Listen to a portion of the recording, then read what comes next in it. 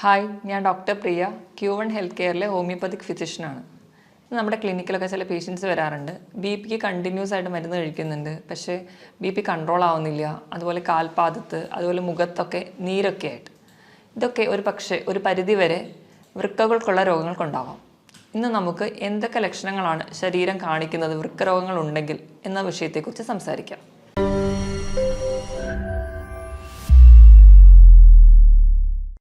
നമ്മുടെ ശരീരത്തിൽ ഒരു ജോഡി വൃക്കകളാണുള്ളത്. നമ്മുടെ നട്ടലിനെ രണ്ട് വശത്തായിട്ട് സ്ഥിതി ചെയ്യുന്നു. 150 ഗ്രാം ഭാരമാണ് ഇതിനുള്ളത്. നമ്മുടെ ശരീരത്തിലെ മാലിന്യങ്ങളെയൊക്കെ മൂത്രത്തിലൂടെ പുറന്തള്ളലാണ് പ്രധാന ഫംഗ്ഷൻ. ഇതിനായിട്ട് ഒരു മിനിറ്റിൽ ഏകദേശം 1.25 ലിറ്റർ രക്തം ശുദ്ധീകരിക്കപ്പെടുന്നു. അതായത് ഏകദേശം ഒരു 4 മിനിറ്റ് കൊണ്ട് നമ്മുടെ ശരീരത്തിലെ മൊത്തം രക്തത്തെ ഒരു തവണ ശുദ്ധീകരിക്കാനുള്ള കഴിവ് നമ്മുടെ വൃക്കകൾക്കുണ്ട്. ഈ മാലിന്യങ്ങളെ പുറന്തള്ളുന്നതിന് പുറമെ നമ്മുടെ ശരീരത്തിലെ ലവണങ്ങളെയും അല്ലെങ്കിൽ മറ്റ് ധാതുക്കളുടെ ലെവലൊക്കെ മെയിൻറ്റെയിൻ ചെയ്യാനും, അതുപോലെ നമ്മുടെ വൈറ്റമിൻ ഡി, നമ്മുടെ എല്ലുകൾക്കും പല്ലുകൾക്കൊക്കെ ബലം നൽകുന്ന വൈറ്റമിൻ ഡിയുടെ ആക്റ്റീവ് ഫോമിൽ എത്തിക്കാനും, അതുപോലെ തന്നെ നമ്മുടെ ചുവന്ന രക്താണുക്കളെ ഉൽപ്പാദിപ്പിക്കാൻ വേണ്ടിയിട്ടുള്ള എറിത്രോപോയിറ്റിൻ എന്ന് പറയുന്ന ഹോർമോൺ ഉൽപ്പാദിപ്പിക്കാനും ഒക്കെ നമുക്ക് വൃക്കകളുടെ സഹായം ആവശ്യമാണ്. ഇതോടൊപ്പം തന്നെ നമ്മുടെ ബി.പി കൺട്രോൾ ചെയ്യുന്ന ഫംഗ്ഷനും വൃക്കകൾ ചെയ്യുന്നുണ്ട്. ഈ വൃക്കകളുടെ പൂർണ്ണമായ സ്തംഭനം നമ്മൾ പ്രധാനമായിട്ടും രണ്ടായിട്ട് തരംതിരിച്ചിട്ടുണ്ട്. അതിൽ ഫസ്റ്റ് വണ്ണാണ് അക്യൂട്ട് അല്ലെങ്കിൽ താൽക്കാലികമായിട്ടുള്ള സ്തംഭനം. ഇത് എന്തുകൊണ്ടൊക്കെ ഉണ്ടാവുമെന്ന് നോക്കാം. പ്രധാനമായും ഇതിൽ അണുബാധകളൊക്കെ ഉണ്ടാകുമ്പോഴാണ് അക്യൂട്ടായിട്ട് കിഡ്നി ഫെയിലിയർ വരിക. മെയിൻലി മലേറിയ അല്ലെങ്കിൽ എലിപ്പനി, ഡെങ്കിപ്പനി തുടങ്ങിയ അസുഖങ്ങൾക്ക് ശേഷം നമുക്ക് കിഡ്നി ഫെയിലിയറുകൾ വരാം. അത് ഒരു താൽക്കാലികമാണ്, പെട്ടെന്നുണ്ടാകുന്ന കുറച്ച് ദിവസങ്ങൾ കൊണ്ടുണ്ടാകുന്ന ഒരു കണ്ടീഷനാണ് അക്യൂട്ട് റീനൽ ഫെയിലിയർ. ഇത് നമുക്ക് പെട്ടെന്നുണ്ടാകുന്ന ചികിത്സകളിലൂടെയൊക്കെ നമുക്ക് കിഡ്നിയെ പഴയ ഫംഗ്ഷനിലോട്ട് തിരിച്ചെത്തിക്കാൻ പറ്റും. ഇനി നമുക്ക് രണ്ടാമതായി കാണുന്നതാണ് ക്രോണിക് റീനൽ ഫെയിലിയർ അല്ലെങ്കിൽ സ്ഥിരമായിട്ടുള്ള കിഡ്നി ഫെയിലിയറുകൾ. അതെന്തുകൊണ്ടൊക്കെ ഉണ്ടാവുന്നത് നോക്കാം. അണുബാധകൾ കൊണ്ടുവരാം, അല്ലെങ്കിൽ ജനിതകമായ മറ്റ് രോഗങ്ങൾ കൊണ്ടുവരാം, അല്ലെങ്കിൽ കണ്ടിന്യൂസ് ആയിട്ടുള്ള സ്റ്റോൺ കിഡ്നിയിൽ ഉണ്ടാവുന്നതുകൊണ്ട്, അതുപോലെ തന്നെ ബി.പി, ഷുഗർ തുടങ്ങിയ രോഗങ്ങളുള്ളവർക്കും ക്രോണിക്കായിട്ട് നിന്ന് അത് കിഡ്നി ഫെയിലിയറിലോട്ട് പോകാം. ഇത് നമ്മൾ തുടക്കത്തിലൊക്കെ അറിയുകയാണെങ്കിൽ നമുക്ക് ചികിത്സിച്ചാൽ ഒരു പരിധി വരെ കൺട്രോൾ ചെയ്യാം. അല്ലെങ്കിൽ കുറച്ചുകൂടെ ഡെവലപ്ഡ് ആയി പോവുകയാണെങ്കിൽ നമുക്ക് ഡയാലിസിസിലോടൊക്കെ പോവേണ്ടി വരുന്നുണ്ട്. ഇനി കിഡ്നിയുടെ രോഗങ്ങളൊക്കെ നമുക്ക് എങ്ങനെ തിരിച്ചറിയാമെന്ന് നോക്കാം. അതിന് പ്രധാനമായും നമ്മൾ ചെയ്യുന്നത് ഒന്നെങ്കിൽ ബ്ലഡ് ടെസ്റ്റ് അല്ലെങ്കിൽ യൂറിൻ ടെസ്റ്റാണ്. ബ്ലഡ് ടെസ്റ്റ് ചെയ്യുമ്പോൾ ആദ്യം തന്നെ നമ്മൾ ഹീമോഗ്ലോബിൻ ലെവൽ നോക്കുമ്പോൾ കിഡ്നി കംപ്ലയിൻ്റ് ഉള്ളവർക്ക് ഹീമോഗ്ലോബിൻ്റെ അളവ് കുറഞ്ഞിരിക്കുന്നത് കാണാം. രണ്ടാമതായിട്ട് നമ്മൾ കിഡ്നി ഫംഗ്ഷൻ ടെസ്റ്റ് ചെയ്യും. അതിൽ യൂറിയയും ക്രിയാറ്റിനുമാണ് നമുക്ക് കൂടുതൽ ഇമ്പോർട്ടൻസ് നൽകുന്നത്. യൂറിയയുടെ നോർമൽ ലെവൽ എന്ന് പറയുന്നത് 5 to 20 ആണ്. അത് കിഡ്നി പേഷ്യൻസിൽ കൂടുതലായിട്ട് നിൽക്കുന്നത് കാണാം. ക്രിയാറ്റിൻ്റെ ലെവൽ 0.6 to 1.2 ആണ്. ഒരു 1.5 മുകളിലെത്തുമ്പോൾ തൊട്ടേ നമ്മൾ കുറച്ചുകൂടി ശ്രദ്ധിക്കേണ്ടിയിരിക്കുന്നു. 2 മുകളിൽ പോവുകയാണെങ്കിൽ, 2 മുകളിൽ പോവുകയാണെങ്കിൽ സ്ഥിതി കുറച്ച് ഗുരുതരമാണ്. അപ്പോൾ കിഡ്നിക്ക് എന്തോ കംപ്ലയിൻസ് ഉണ്ട്, സീരിയസ് ആയിട്ടുള്ള പ്രശ്നമുണ്ട്. അതുകൊണ്ട് നമുക്ക് വേഗം ഒരു ട്രീറ്റ്മെൻറ്റിലോട്ട് പോകേണ്ട ആവശ്യമുണ്ട്. കിഡ്നി ഫെയിലിയറിന് പ്രധാനമായും 3 കാരണങ്ങളാണ് പറയപ്പെടുന്നത്. ഒന്നാമത്തേത് ബി.പി കൺട്രോൾ ചെയ്യാൻ പറ്റാതെ പോകുന്നത്, രണ്ടാമത്തേത് ഡയബറ്റിസ് കൺട്രോൾ ചെയ്യാൻ പറ്റാതെ പോകുന്നത്, മൂന്നാമത്തേത് പാരമ്പര്യമായിട്ട് എന്തെങ്കിലും കിഡ്നി രോഗങ്ങളുള്ള കുടുംബങ്ങളിലുള്ളവർക്കും ഇത് കാണുന്നുണ്ട്. ഇനി നമ്മുടെ കിഡ്നിക്ക് എന്തെങ്കിലും രോഗങ്ങളൊക്കെ ബാധിച്ചിട്ടുണ്ടെങ്കിൽ, അല്ലെങ്കിൽ ക്രോണിക് കിഡ്നി ഫെയിലിയറിലോട്ടൊക്കെ പോകുമ്പോഴേക്കും നമ്മുടെ ശരീരം പല ലക്ഷണങ്ങൾ കാണിക്കും. ഇതെന്തൊക്കെയാണ് ഈ അടയാളങ്ങളെന്ന് നമുക്ക് നോക്കാം. ഇതിൽ ഒന്നാമത്തേതാണ് അമിതമായ ക്ഷീണം. അമിതമായ ക്ഷീണം എന്ന് പറയുമ്പോൾ തന്നെ തളർച്ച, അമിതമായ കിതപ്പ്, അതുപോലെ തന്നെ തലവേദന, തലകറക്കം, അതുപോലെ ഒന്നിലും കോൺസെൻട്രേറ്റ് ചെയ്യാൻ പറ്റാതെ വരുന്നൊരു കണ്ടീഷൻ. ഇതിന് പ്രധാന കാരണം നമ്മുടെ ശരീരത്തിൽ യൂറിയയുടെ അളവ് കൂടുതലായി നിൽക്കുന്നത് കൊണ്ടാണ്.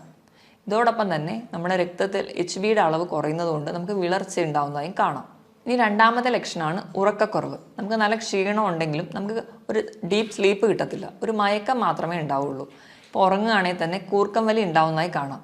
അതുപോലെ തന്നെ നമ്മുടെ അടുത്ത് കിടക്കുന്ന ആൾക്ക് നമ്മുടെ മൂക്കിൽ നിന്ന് വരുന്ന ശ്വാസത്തിന് ഒരു മൂത്രത്തിൻ്റെ ഗന്ധം അനുഭവപ്പെടുന്നതായി കാണാം. ഇതിന് കാരണവും നമ്മുടെ രക്തത്തിൽ യൂറിയയുടെ അളവ് കൂടുതലായി നിൽക്കുന്നത് കൊണ്ടാണ്. മൂന്നാമത് നമ്മുടെ ശരീരം കാണിക്കുന്ന ഒരു ലക്ഷണമാണ് സ്കിന്നിന് ഉണ്ടാകുന്ന ചേഞ്ചസ്.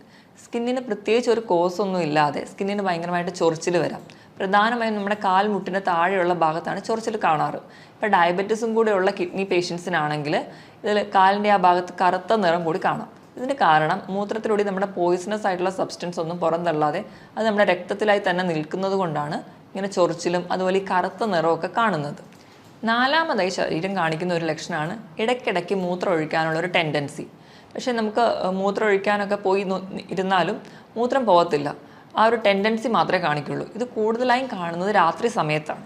അഞ്ചാമതായി കാണുന്ന ഒരു ഫീച്ചറാണ് മൂത്രത്തിൽ കലക്കലായിട്ട് കാണുന്നത്. അതായത് നമ്മുടെ മൂത്രത്തിൽ ബ്ലഡ് കൂടി മിക്സ് ചെയ്തിട്ട് പോകും. ചിലപ്പോൾ മൂത്രം ഒഴിക്കുന്നതിൻ്റെ തുടക്കത്തിൽ കുറച്ച് ബ്ലഡ് പോകും, അത് കഴിഞ്ഞിട്ടായിരിക്കും മൂത്രം പോകുന്നത്.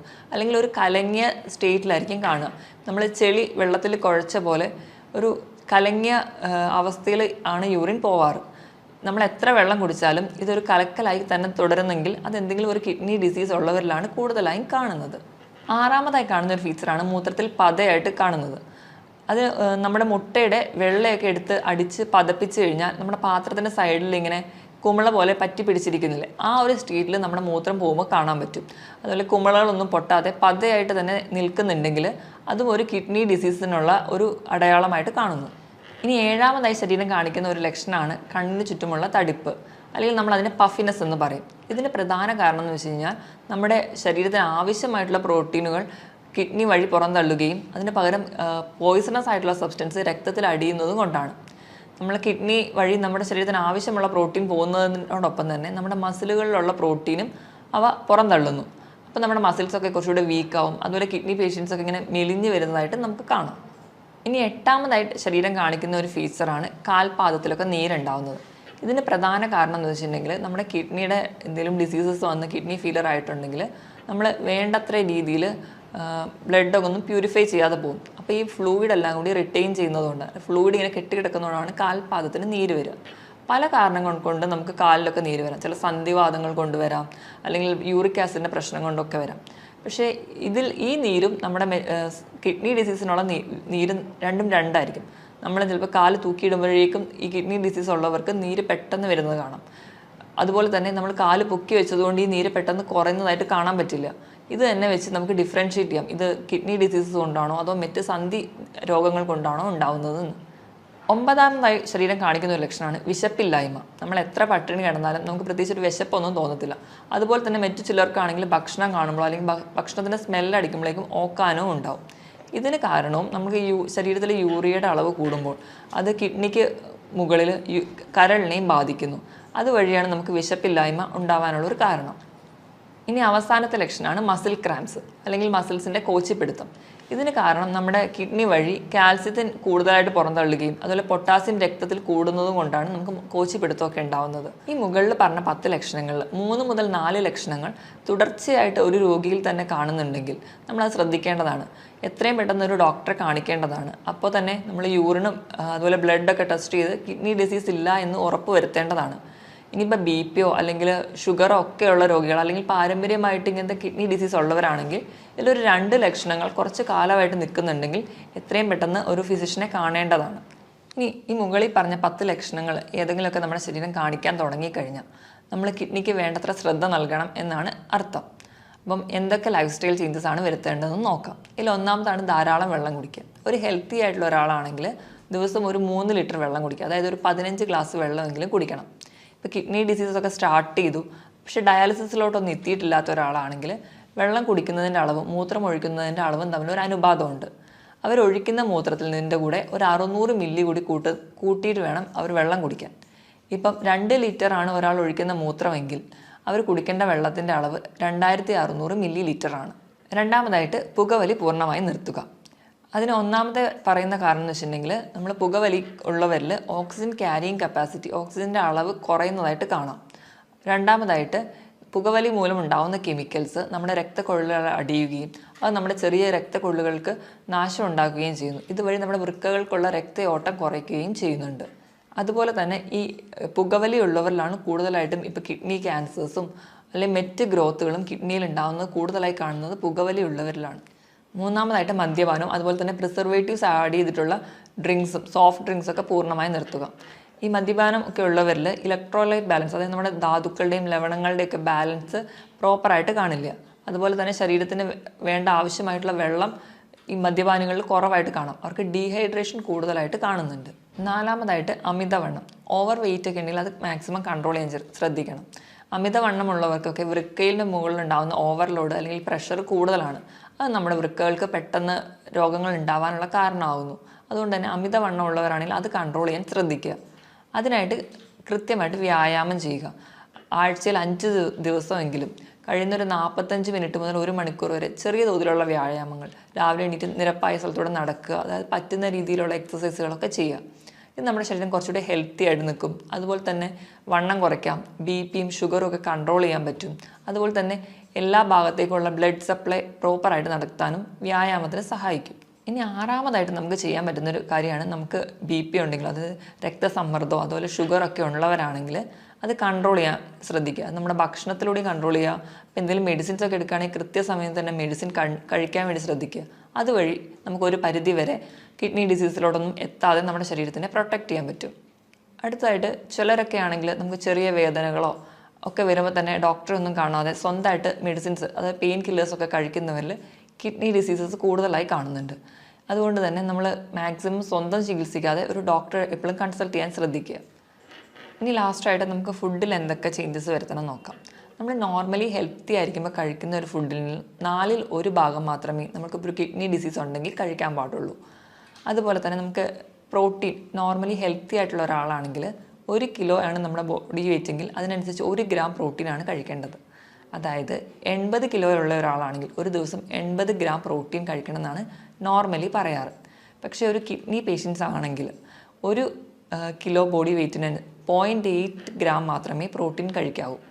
അതായത് ഒരു 70 കിലോ ഉള്ള ഒരാളാണെങ്കിൽ 40 ഗ്രാം പ്രോട്ടീൻ മാത്രമേ ഒരു ദിവസം കഴിക്കാൻ പാടുള്ളൂ.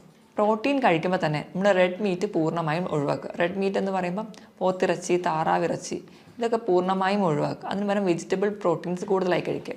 വെജിറ്റബിൾ പ്രോട്ടീൻസിൽ വരുന്നതാണ് പനീർ, കൂണ്, പയർ, കടല, പരിപ്പ് തുടങ്ങിയ ധാന്യങ്ങളും. രണ്ടാമതായിട്ട് നമ്മൾ കൊഴുപ്പ് കഴിക്കേണ്ട അളവാണെങ്കിൽ, കൊഴുപ്പെന്ന് പറയുമ്പോൾ നമ്മുടെ ഫാറ്റ്, അത് നമുക്ക് പല രീതിയിൽ കിട്ടും. നമുക്ക് മുട്ടയുടെ മഞ്ഞയിൽ നിന്ന് കിട്ടാം, മീൻ കഴിക്കുന്ന വഴി കിട്ടാം, നമ്മൾ ഉപയോഗിക്കുന്ന എണ്ണ, നെയ്യ് ഇതിൽ നിന്നൊക്കെ നമുക്ക് കൊഴുപ്പ് കിട്ടും.